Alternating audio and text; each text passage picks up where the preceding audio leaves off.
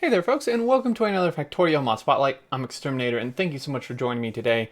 And in this Spotlight, we are going to be covering the Remove Biter Soil and Nuke Scorch Marks mod. A bit of a mouthful there, but this was actually made by one of my YouTube and new Twitch viewers, and they asked me to take a look at it, and I think it's just a nice visual quality of life thing. It's super simple, but I think especially if you have a map like mine, where it is absolutely scattered and almost plagued by scorch marks and the biter soil that is left over, like this stuff here, from biter bases.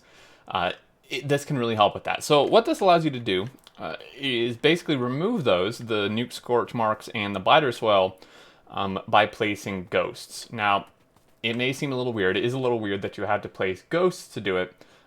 Based on the information on the mod portal page, this is primarily for UPS reasons, and so that it's not just trying to do it across the whole map, like all at once, because that would be pretty performance intensive. And then also it allows you to be able to do it from map view and without RoboPort access, because you can place ghosts anywhere. So what I'm going to do is I'm just going to demonstrate here. So a good way you could do this, for example, is like if you had concrete. So if we give ourselves cheat mode here and get some concrete, and then we ghost place it, you can see, boom, it is removed all that and some of this. So there is a set radius on this, which I'll go over in the mod settings. But if you do this, you can see it's just clearing it in a whole section. There was a tiny little bit of lag there for a quick second. So if you make the radius too big, obviously, or bigger, the bigger the radius, the bigger the lag would be.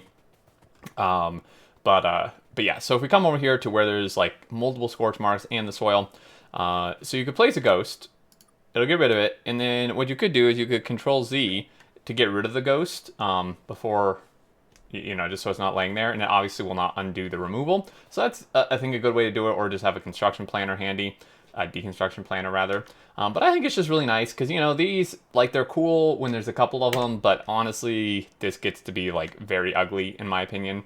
The nuke marks in particular. The soil kind of just blends in, but either way.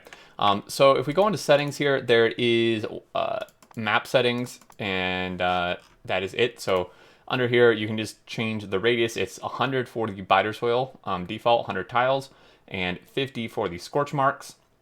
You can make this bigger, of course, but again, it will make the little bit of lag more significant the bigger you make it.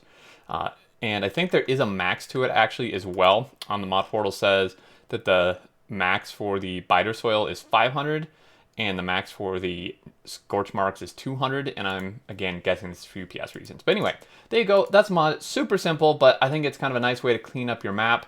Because I guess you could, like, normally maybe concrete over this stuff, but you would literally have to concrete your whole map if it's like my map and they're everywhere.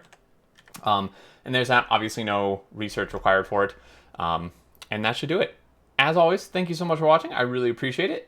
If you did enjoy, a like is much appreciated as well. Helps other people find the video, and hopefully helps them have a cleaner map as well. There's a link, as always, in the description to the mod portal page where you can check out the mod. And I believe I'll do it. Any other questions and thoughts, leave them below if you're new to the channel. Feel free to subscribe, keep up with all future content. Until next time, I look forward to seeing you all, and do take care.